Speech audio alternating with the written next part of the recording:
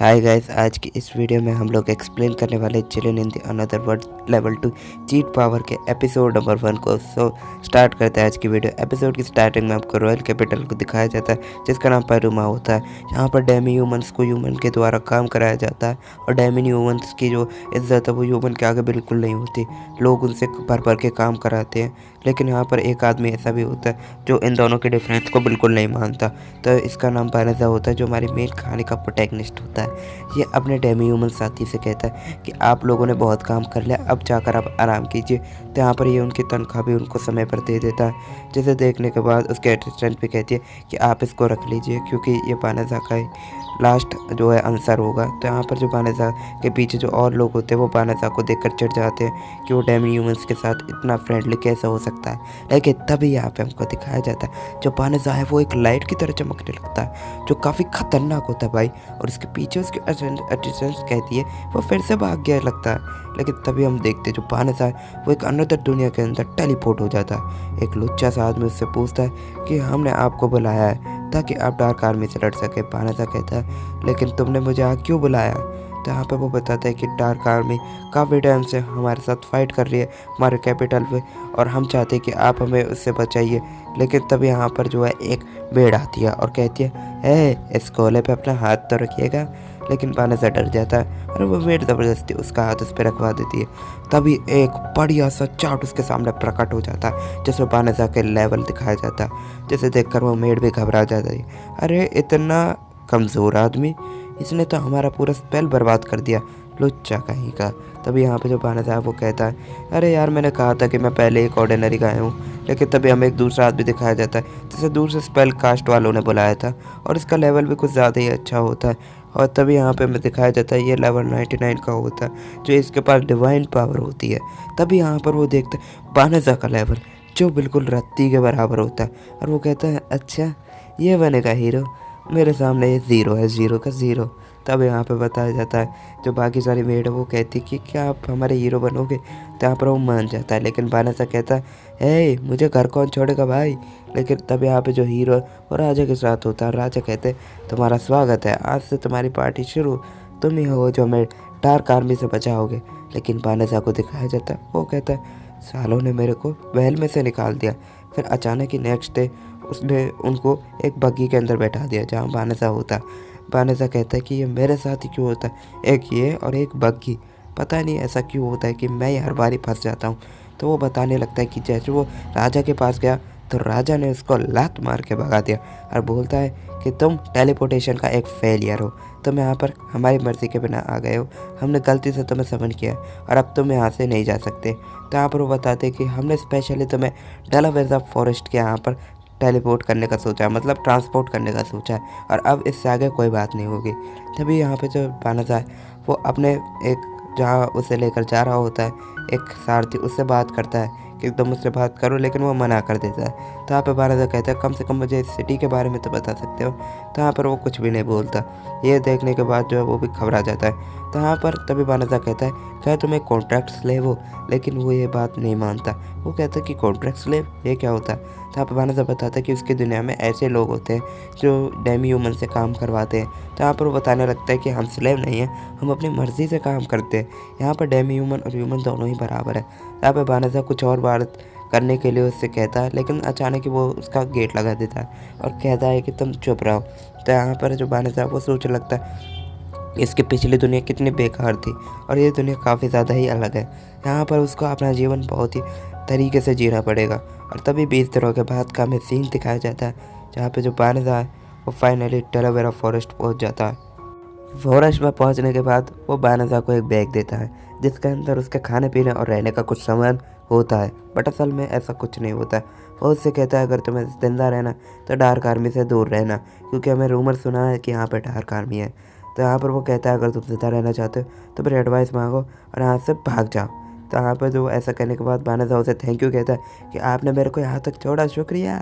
और वो कहता है कि उसने ऐसा क्यों किया कि मैं यहाँ से भाग जाऊँगा, छोड़ो यार, चलो इस देखते हैं इस फटे पुराने बैग में से कुछ काम का निकलता है या नहीं। तो बानेजा जैसे ही उसको खोलता तो उसके अंदर काफ़ी सारा सामान होता, बट ये खाली दिखाने के लिए होता। तो बानेजा एक तलवार निकालता जिसको देखने के बाद कहता है कितना सुंदर कचरा है, इसको देखते ही पता लग रहा है कितना चीप मटेरियल है। पीछे से कुछ स्लाइम होते हैं जिसे देखकर बानेजा कहता है, अरे यार ये स्लाइम तो मुझ पर हमला बिल्कुल नहीं करेंगे क्योंकि मैंने उनको छेड़ा ही नहीं। लेकिन पीछे से वो स्लाइम कहता है, रुक लुच्चे, तूने मेरे को छेड़ा। लेकिन तब यहाँ बानेजा कहता है, लगता है इसको सबक सिखाना पड़ेगा। तो बानेजा उसे बीच में से काट देता है। लेकिन वो देखता है, अरे बाप रे, एक ही बार में तलवार का ये हाल, इतना पुरानी थी क्या। तभी हम देखते हैं कि बानेजा का लेवल इंक्रीज़ हो जाता है। लेवल इंक्रीज़ होने के बाद एक अजीब सा साइन उसके लेवल्स के आगे आने लगता है। स्ट्रेंथ, डिफेंस, स्पीड, मैजिक आदि के आगे ये अजीब व गरीब सा साइन आने लगता है जिसे बानेजा भी समझ नहीं पाता। और वो कहता है कि ये है क्या और वो उसके बारे में सोचने लगता है। तभी अचानक से उसे एक वॉइस कमांड का ऑप्शन मिलता है जिसे वो इनेबल कर देता है। तो यहाँ पर बताया जाता है बानेजा को कि एक स्पेल जो है आपके ऊपर लगाया गया। तो बानेजा कहता है कि अच्छा, वो यही चाहते थे कि मॉन्स्टर मुझे मार दे, इसलिए उन्होंने ये स्पेल मेरे ऊपर लगा कर रखा है, इसलिए सारे मॉन्स्टर मुझ पर हमला कर रहे हैं। बड़े बेकार लोग हैं। तो यहाँ पर बानेजा कहता है, क्या मैं उस बैग के ऊपर से स्पेल हटा सकता हूँ। तो यहाँ पर उस बैग के ऊपर से स्पेल हटा देता है वो जो उसका वॉइस कमांड होता है। और बानेजा कहता है कि क्या ये हो भी गया, बाप रे इतनी जल्दी हो गया। लेकिन पॉइंट ये नहीं है कि मैंने इसको हटा दिया, पॉइंट ये है कि मैं यहाँ से बाहर कैसे निकलूँ।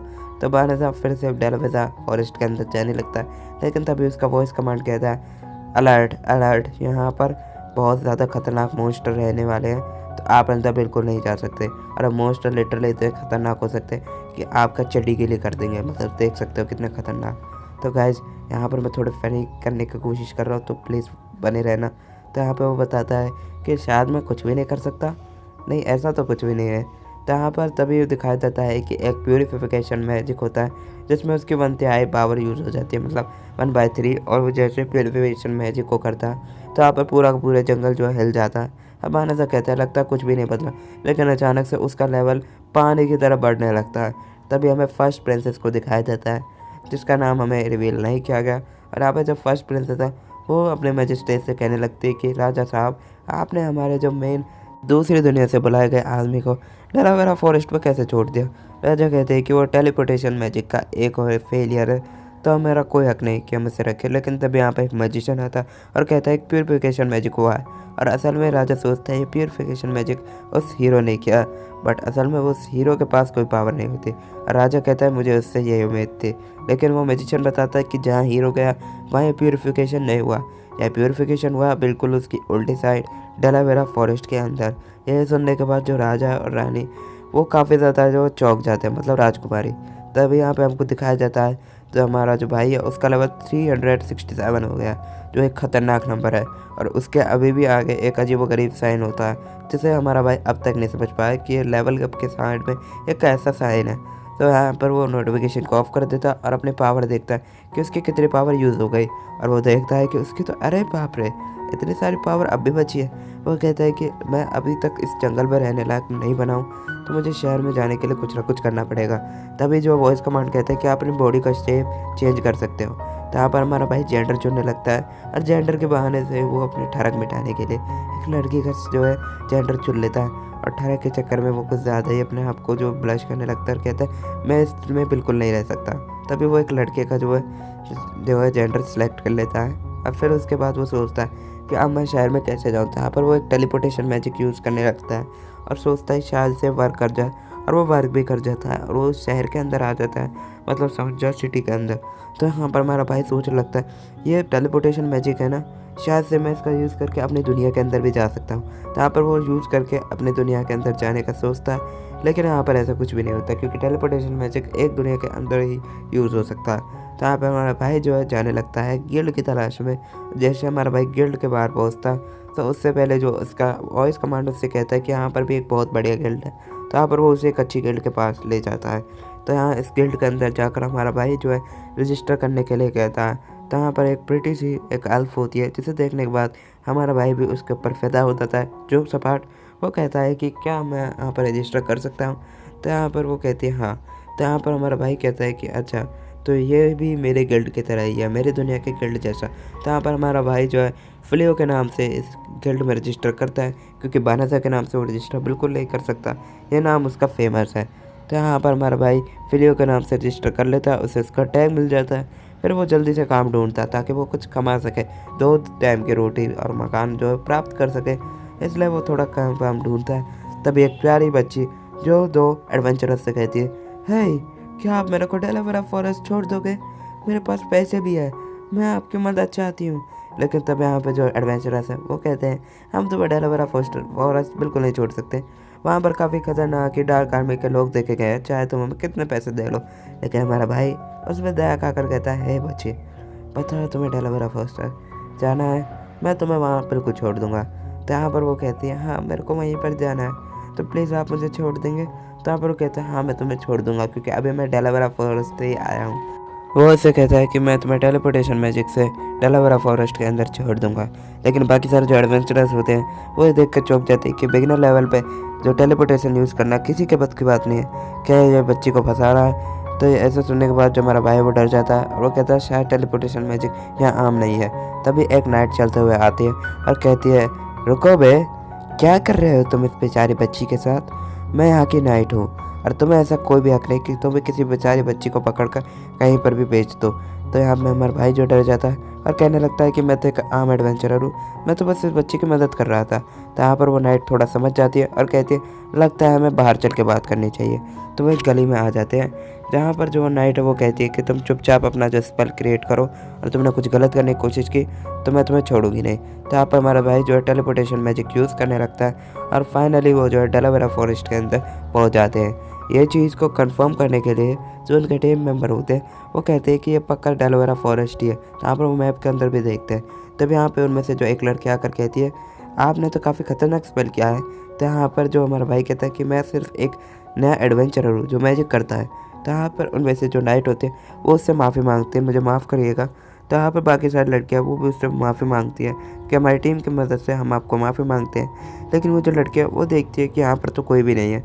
असल में गाइस ये जो लड़कियाँ एक डीमन होती है, वो कहती है यहाँ पर तो मुझे किसी की भी आवाज़ नहीं सुनाई दे रही। तो यहाँ पर हमारा भाई उसे बताने वाला होता है, लेकिन उसका वॉइस कमांड बता देता है कि तुम एक डेमन को प्योरीफिकेशन मैजिक के बारे में बताने वाले हो। असल में काफ़ी खतरनाक होता है। तभी जब वो नाइट आके कहती है, तुम रुक जा, मुझे पता है कि तुम कौन हो।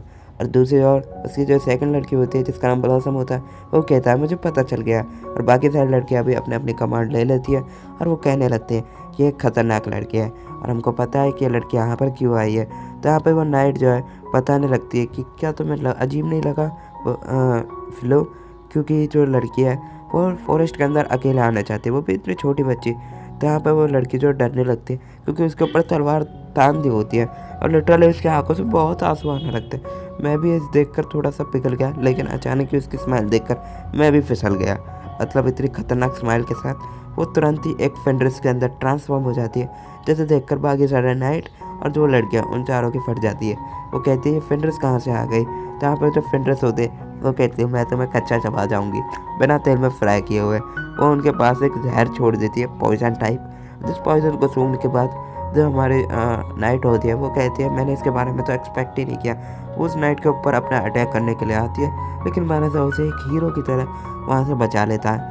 मतलब भाई को यहाँ भी नंबर बनाने। तो यहाँ पर भाई जो है टेलीपोर्टेशन मैजिक यूज़ करके उन सारी लड़कियों को यहाँ से निकाल देता है और अकेला उससे मुकाबला करने के लिए सोचता है। यहाँ पे आपको बताया जाता है कि जो फेंड्रिस है वो कहती है, तुम यहाँ पर क्यों रुके, क्या तुम्हें मेरा खाना बनना। तो यहाँ पर भाई कहता है कि मैं यहाँ से तुम्हें अकेले हराने वाला हूँ। यहीं पर ही गाइस इस एपिसोड का एंड हो जाता है और हमें आगे पता चलेगा कि फिलियो इससे हरा पाएगा या फिर नहीं। आगे आपको पता चलेगा अगले एपिसोड के अंदर। मेक श्योर आप लाइक शेयर सब्सक्राइब ज़रूर से कर देना।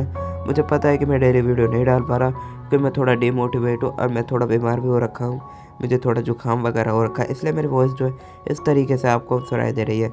मैं आई होप मैं अगला वीडियो अच्छी क्लियरिटी के साथ अपलोड करूँगा। तो मिलते हैं एक अनदर वीडियो के